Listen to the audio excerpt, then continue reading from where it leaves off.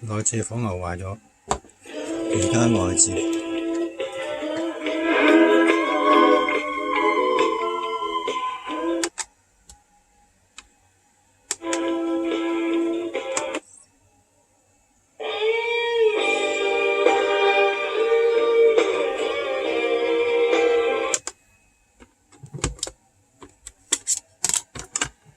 哎呀，呢度改用 DC 插，後面有 FM 嘅例子，我哋甚至要將成個眼球都攞埋出嚟，係啦。咁但係呢個係一個極端嘅例子嚟嘅啫。咁但係你話如果喺眼皮外邊嘅一啲腫瘤，而佢嘅位置大咧，咁我哋好多時除咗話切除咗眼皮之外咧，一啲我哋叫植皮嘅手術，由身體其餘嘅位置咧去將一啲皮膚冚翻。